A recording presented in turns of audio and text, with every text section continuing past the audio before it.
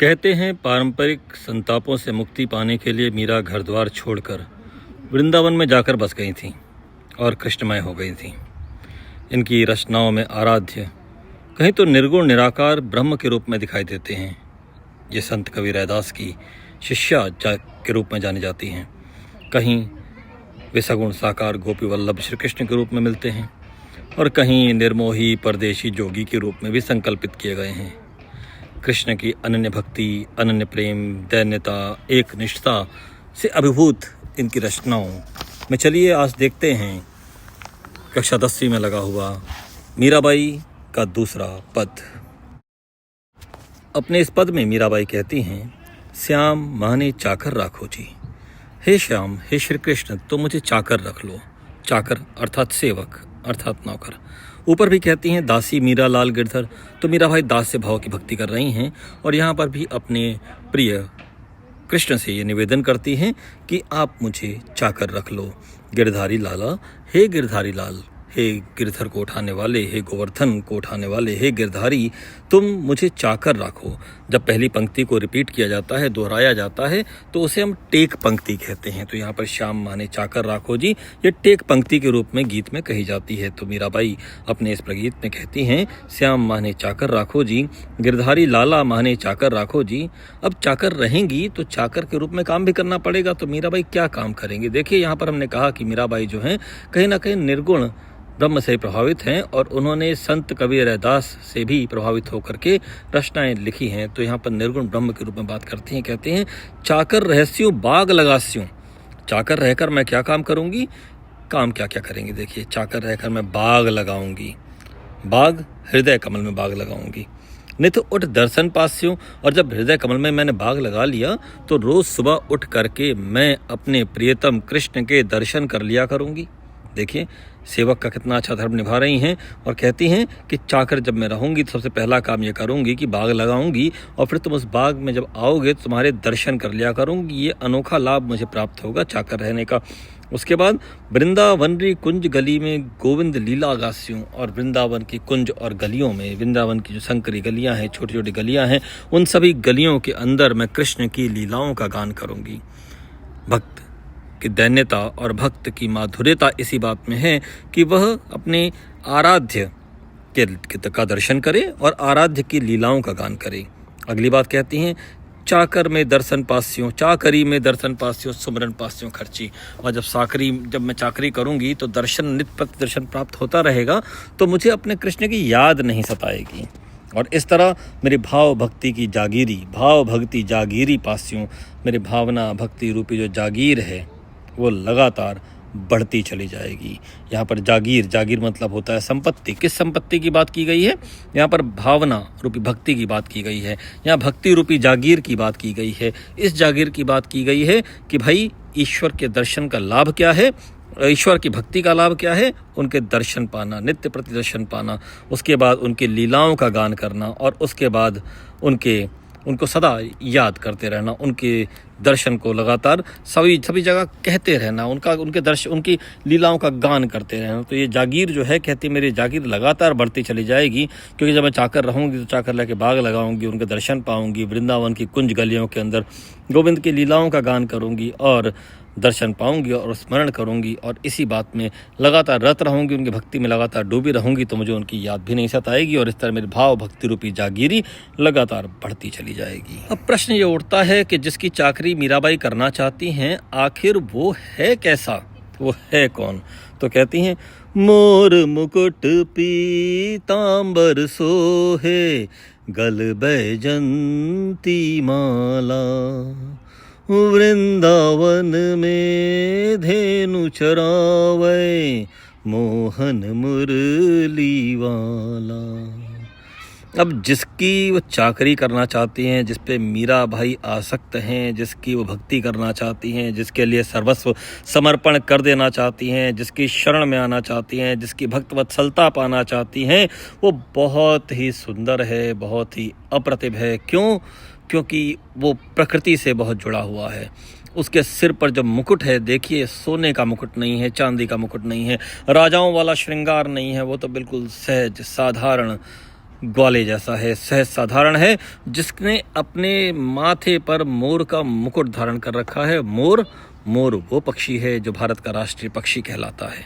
तो मोर जिस तरह कलगी सिर पर पहने लगाए रहता है, जिस तरह मोर के सिर पर कलगी सुशोभित होती है, उसकी सुंदरता को बढ़ाती है, उसी तरह कृष्ण अपने मस्तक पर मोर का मुकुट धारण किए रहते हैं। और दूसरी अगली बात क्या कहते हैं, पीतांबर सोहे, उनके शरीर पीला वस्त्र ही सुशोभित हो रहा है। पीला वस्त्र क्यों? क्योंकि हमने जानते हैं इस बात को कि कृष्ण विष्णु के अवतार के रूप में कहे जाते हैं और विष्णु का रंग पीत कहा जाता है। तो पीतांबर सोते हैं, पीतांबर पीले वस्त्र में ही दिखाई देते हैं, पीले वस्त्र में सुशोभित होते हैं, बहुत सुंदर दिखाई देते हैं। सोचिए, सिर्फ आंख बंद करके कल्पना कीजिए, पीले वस्त्र में कृष्ण और सिर पर माथे पर कलगी, जिसका पंख नीले रंग का है, नीले और हरित वर्ण का है। तो कहते हैं मोर मुकुट पीतांबर सोहे, गल वैजंती माला। और गले के अंदर माला कौन सी सुशोभित हो रही है? गले के अंदर वैजंती माला सुशोभित हो रही है। भाई ये वैजंती माला कौन सी होती है? वैजंती माला पीले रंग की होती है, गहरे पीले रंग की होती है, हल्दी जैसे पीले रंग की होती है। देखिए, वस्त्र भी पीले, माला भी पीली, और माथे पर सुशोभित जो मोर मुकुट है, वो जो पंख है, वो मुकुट का काम कर रहा है। कहते हैं वृंदावन में धेनु चरावे। अब जो कृष्ण हमें पसंद आते हैं, जो कृष्ण मीराबाई को की आसक्ति के कारण जिसके प्रति मीराबाई रीझ गई हैं, जिसको मीराबाई अपना जिसकी चाकरी करना चाहती हैं, वो कैसा है? वो वृंदावन में धेनु चराता है, गाय चराता है, गाय चराता है। गाय जिसे पूज्य माना जाता है, गाय जिसके अंदर 33 कोटि देवताओं का निवास माना जाता है, उस गाय को दिखा करके कवित्री ने अपने कृष्ण के पशु प्रेम को भी यहाँ पर इंगित किया है। कहते हैं जो वृंदावन में जो है वो कृष्ण धेनु चराते हैं। धेनु का मतलब होता है गाय, गाय चराते हैं, और ऐसे ही कृष्ण मुझे पसंद आते हैं। और सबसे अच्छी बात क्या है कि वो जो मोहन है, उसकी जो मुरली है, जब वो मुरली बजाते हैं तो सारे की सारी जो गोपियाँ हैं उस मुरली के अंदर वशीभूत हो जाती हैं, मानो वो उस मुरली की धुन को सुन करके उसकी तरफ दौड़ी चली आती हैं। और ऐसा ही मुरली वाला जो कृष्ण है वो हमारी मीराबाई को भी पसंद है। वो कहती हैं मोर मुकुट पीतांबर सोहे, गल बैजंती माला, वृंदावन में धेनु चरावे, मोहन मुरली वाला। अब जो इतना सुंदर मोहन मुरली वाला है, उसके लिए और क्या काम कर सकती हैं? और कह सकते हैं उसको देखने की ये लालसा मन में बराबर बनी रहती है। तो कहते हैं ऊंचा ऊंचा महल बनावम, विच विच राख्यों वारी। ऊंचे से ऊंचा महल बनाऊंगी, ऊंचे से ऊंचा महल बनाऊंगी। ये जो महल है, अगर हम देखें तो निर्गुण ब्रह्म की प्राप्ति के लिए जो योग साधना की जाती है, जिसके अंदर एक एक चक्र को पार किया जाता है, वही महल है। कहते हैं उसे ऊंचा चक्र बनाऊंगी, हर चक्र को पार करके सहस्रार चक्र तक जाने की बात भी यहाँ पर देखी जा सकती है। कहते हैं ऊंचे से ऊंचा महल बनाऊंगी और बीच बीच में झरोखा रखूंगी, ताकि उससे लगातार हर चक्र से दूसरे चक्र में जाने के लिए उससे लगातार वार्ताल, उसको लगातार देख सकूं। ऊंचा ऊंचा महल बनावम, बिच बिच राख्यो बारो। अंतर मन में कृष्ण की प्राप्ति के बारे में बात की जा रही है, किस तरह से अपने अंतर मन के अंदर कृष्ण को प्राप्त कर सकते हैं। अंतर मन के अंदर ही कृष्ण को देखा जा सकता है। हमारा ईश ब्रह्म कहीं और नहीं, ब्रह्म हमारे शरीर के अंदर है। इसीलिए कुछ लोगों ने कहा है शायद अहम ब्रह्मास्मि, क्योंकि उन्होंने अपने आप को पहचाना है। हम तो अपने आप को कहाँ देख पाते हैं। तो कहते हैं ऊंचा ऊंचा महल बनावम, बिच बिच राख्यो बारो। तो इस कृष्ण के दर्शन करने के लिए कहीं जाने की आवश्यकता ही नहीं, वो तो अंतर मन में निवास करता है। ऊंचा ऊंचा महल बनाऊं, उसके लिए ऊंचे से ऊंचा महल बनाऊंगी, हर प्रकार की साधना करूंगी, हर प्रकार की कठिनाई को सहूंगी, और फिर बिच बिच राखियों भारी, बीच में झोरखा रखूंगी। और सांवरियारा दर्शन पास्यों, पहन कुसुम्बी साड़ी। और अपने सांवरिया का, अपने कंत का, देखिए किस तरह से कांता भाव की भक्ति है। वो अपने सांवरिया को पति के रूप में देखते हैं, कांत के रूप में देखते हैं, कंत के रूप में देखते हैं, सांवरिया के रूप में देखती हैं। और कहते हैं कुसुम्बी साड़ी पहन करके, लाल रंग की साड़ी पहन करके अपने सांवरिया का मैं दर्शन प्राप्त कर लूंगी, दर्शन प्राप्त कर लूंगी। और मीराबाई इतनी अधीर हैं अपने प्रभु का दर्शन पाने के लिए कि आधी रात प्रभु दर्शन दीजिए। अगर मेरे प्रभु आधी रात भी दर्शन देंगे, और जमुना जी रे तीरा, और जमुना का तना किनारा तो आप जानते ही हैं, कृष्ण की सारी लीलाओं का, सारी केलियों का केंद्र रहा है। तो कहते हैं अगर कृष्ण अपने दर्शन जमुना जी के तीर पर आधी रात को भी देंगे, तो भी वो इतने अधीर हैं कि उस कृष्ण को अपने हृदय में अधीरता पूर्वक धारण कर लेंगी।